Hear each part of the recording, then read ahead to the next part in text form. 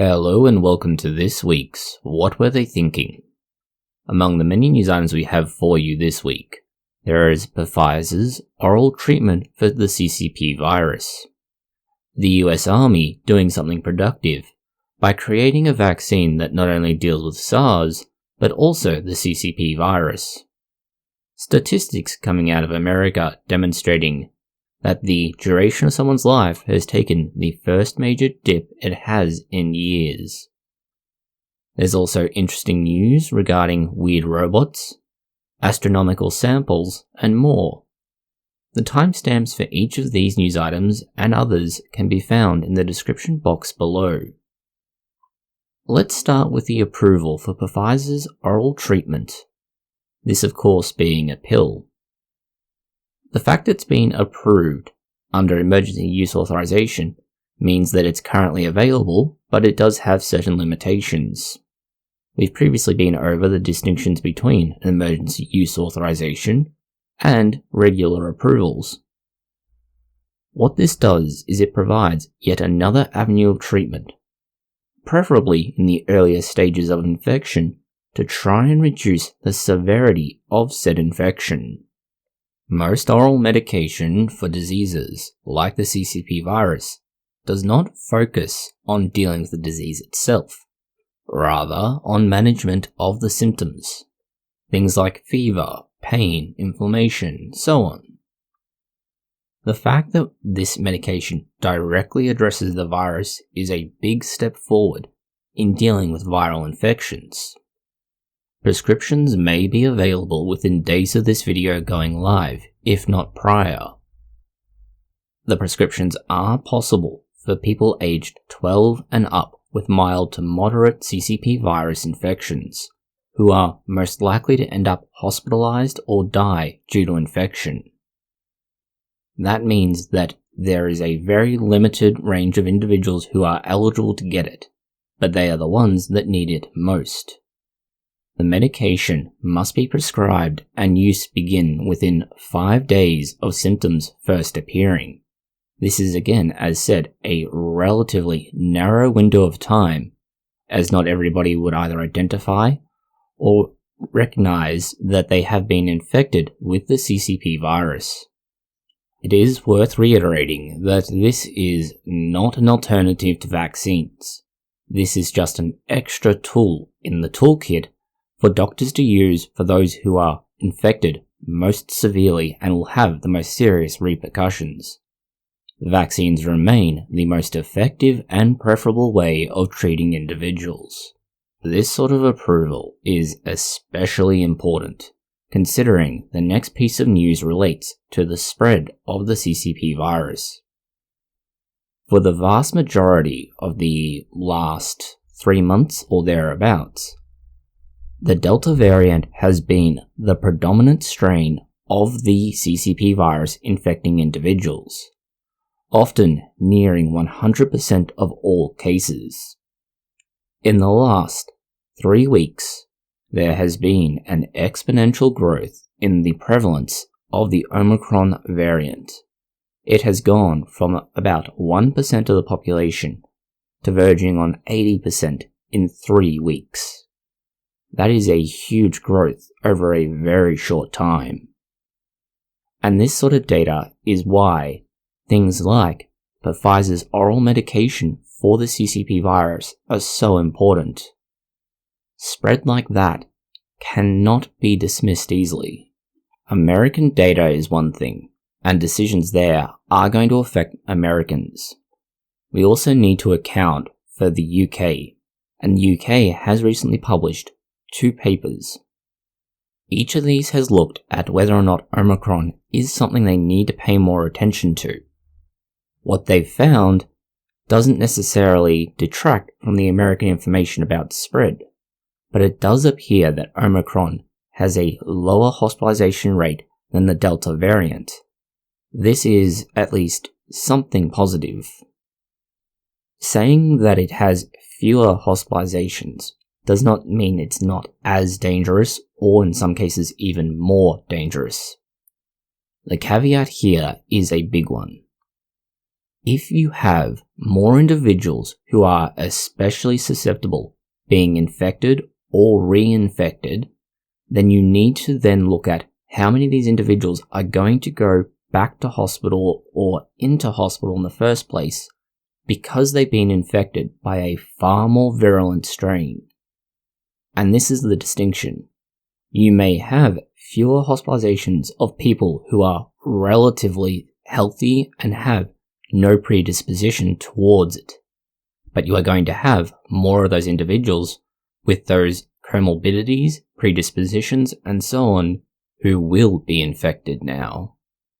This is in some ways very similar to what we see with the distinctions between vaccinated versus unvaccinated individuals.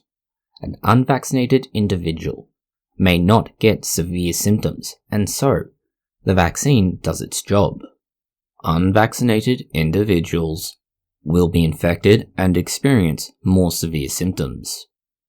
This group will be the one that is more affected, and you'll see more of them represented in hospitalizations, and in fact we're observing exactly that. The data from these two papers comes with a couple of other interesting phenomena. One is that although there's a reduction in hospitalizations, it did find that you needed a booster of the currently available vaccines to have additional protection against the Omicron variant. Having said all of that, these studies must be taken with a grain of salt. In fact, a rather large grain of salt. They are pre-publication, which means they've not been through the peer review process, and that's very important for something like this. Although we can look at them, read them critically, and see whether or not they make sense, it is up to experts in the field to go through this and establish whether or not the methodologies are appropriate, the results are justified, and what they're saying can be substantiated from the research conducted. While we focus primarily on vaccines that deal directly and solely with the CCP virus, research has continued to explore other applications and the possible use of a varied therapy that includes other possible viruses. The Walter Reed Army Institute of Research has announced this week that they've just moved into trials on exactly this area. That is, a vaccine that not only deals with the CCP virus, but also SARS. The idea behind this research is not just to have a vaccine that deals with those two diseases, but that can deal with all of the variants of the CCP virus, and all the potential variants as well. That's a very big hurdle. Admittedly, since they're only looking at phase 1 clinical trials, the results aren't exactly ideal. These are generally conducted in a very small cohort of individuals who are healthy. However, they do tend to be a good indicator. The results here are very positive. The vaccine development methodology is actually quite interesting and somewhat unique by comparison to the other methods taken so far. What they've developed is a soccer ball-like shape that has 24 facets, and each of these can be used for a particular antigen. As a result, the vaccine can carry up to 24 different possible sites for each particular unit. Each unit then means it can either deal with one virus, and you can have a cocktail of different ones with many different antigens. You could have just one unit with 24 different virus variants on its surface, or anything in between.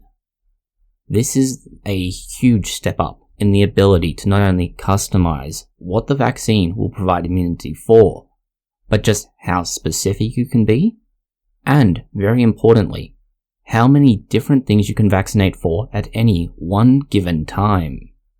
This particular vaccine is distinct from those that have come already for that reason. While mRNA vaccines do provide various different antigen sites that allow for immunity to be generated, and boosters can further reinforce this, the approach taken by the US Army here allows for one vaccine that deals with everything. And this is not the first time that the military have stepped up and started to develop various things, particularly medical things, that we now have as part of everyday medicine. Next is not necessarily news, but an interesting article, and one that points out some of the stark realities that we may have to contest with going forwards. The big one here is that masks are likely to be a fact of life going forwards. Whilst in most Western countries, wearing a mask if you're ill or anything else isn't a very common phenomena, it is in other countries, particularly those countries that have very high population densities. Places like Japan, for instance, where travelling on public transport if you are ill is often considered a faux pas unless you are wearing a mask. Just as with the CCP virus, the mask does not protect you from the virus. Rather, it protects you from infecting other people by limiting the spread of a disease to just yourself while you deal with it. This is something fairly common and culturally acceptable, if not considered something part of the culture, and not doing so is a faux pas. In places like the United States of America, it's going to find an increasing role as they have now more than 800,000 people dead due to the CCP virus, and more than 50 million cases. Remembering the USA has approximately 350 million people. This means that about 1/7 of the population has been infected, and about 0.3% of the population has died in just 2 years. Things like masks and mask mandates have helped considerably in keeping those numbers low. Further to that, it's also helped to reduce the spread of other diseases on a very large scale. Influenza, for instance, had almost no notable infections in the year 2020 to 2021, although that is now shifting with the relaxation of these same rules. If things like masks were to continue to play a role in everyday life, if people are showing symptoms or feeling ill, it would help reduce spread of everyday diseases like this. Combining that with increased personal hygiene, and we have a recipe for reduction in otherwise unnotable but high impact diseases. Let's consider some of the research into this. Countries that did not have a mask policy had 288.54 deaths per million people. Those countries with mask policies in effect, 48.4 deaths per million. That's 20%. A huge reduction again.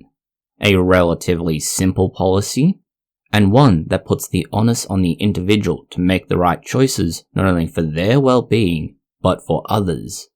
And it has monumental impact for the betterment. Further to that, the evidence was clear that those with a mask policy had much lower spread of the CCP virus. This, as also mentioned with other diseases, is very effective. There is one significant caveat to all of this research. That is, it only works if masks are worn properly. Wearing a chin mask does nothing. You need to cover your nose and mouth. This is why it is a face mask. If it is not worn in an appropriate manner, then you do not see the necessary reduction in spread of aerosols. This means that people will continue to be infected for exactly the same reasons as they would if there was no mask in use at all. You still spread aerosols, you still infect others, and you yourself will still be infected.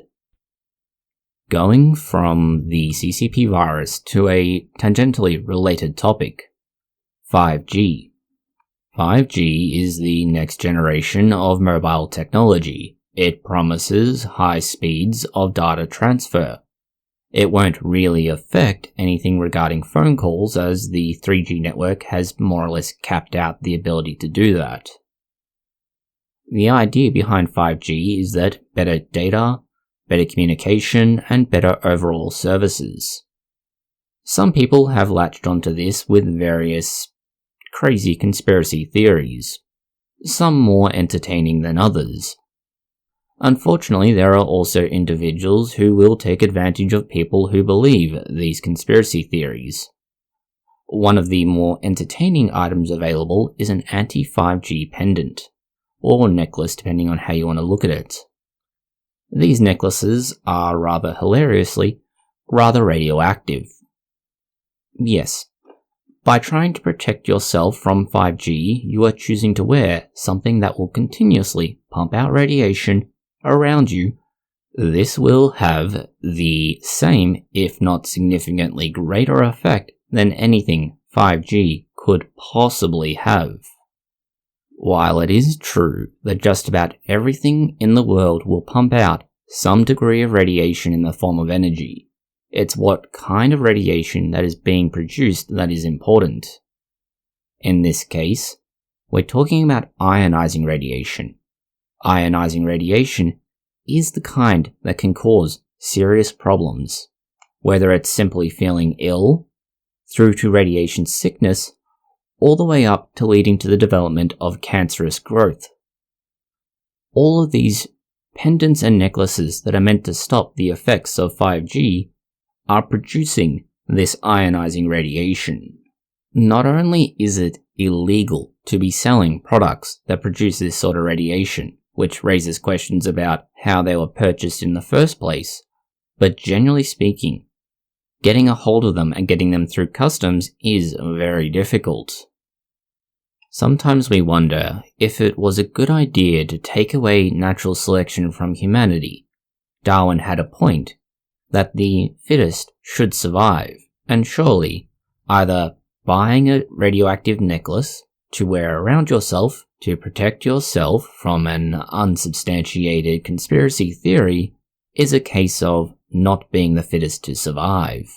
This sort of crazy conspiracy theory and idiotic decision-making, if we extrapolate it to the USA, may explain some of the most bizarre data we've seen in a long time. Generally speaking, year on year, life expectancy will go up. The general trend has been true for the last several hundred years. Through various developments, whether it is medicine, stability of food, safe drinking water, and so on, that number has climbed. Someone born today will live a number of years more than someone who was born only a few years back, and that is largely now due to advances in medical care, stability in life, and food security. In the last year, the USA has seen a drop in that number. There's been nearly a loss of 2 years in the expected lifespan of an individual born today. It has gone from roughly 79 years down to 77 years. Admittedly, this is a figure based on an average of both men and women. Statistically, it's always been the case that men will live fewer years than women, men being at roughly 74 years, while women at 78 years. These numbers have been theorized to be in part driven by things like the CCP virus, although they do believe other factors play into it. Things like difficulty in accessing healthcare. To top off not only the reduction in population due to deaths, and the longevity of the population due to reduced lifespan, there has been a significant reduction in population growth overall. The population increased by just 0.1%. That is a tiny amount, and arguably not sustainable. While on the topic of populations and sustaining life, and shocking facts, let's go back several million years, in fact about 100 million years, to a very large, very disturbing fossil. A millipede. Last week we mentioned the first discovery of a millipede that actually met its criteria of having 1,000 legs. That was a very big millipede. Admittedly, in this case, that trumps that by several degrees. This one is the size of a small car. What we're surprised by here is that this rather disturbing creature wasn't found in Australia. Rather, the fossil was discovered in part of the United Kingdom. It is roughly 2.7 meters, or for those of you who insist upon using the imperial system, 9 feet long. They are very large, very solid, and they appear to have a very solid carapace on them. This particular creepy crawly would have weighed about 50 kilograms or 110 pounds. That's as much as some fully grown women. Going from the creepy crawly insect world to slightly disturbing but not as disturbing robotic news. A robot that could solve a problem by recreating the human brain. This is not something that sounds very positive. The idea that we're recreating the human brain and sticking it in a robot lends itself towards the Blade Runner universe. Before we get to that point though, we need to develop these robots, and that's what they're doing here in this research. They're able to create, or at least replicate, parts of a mammal-like brain that allow it to figure out what's going on.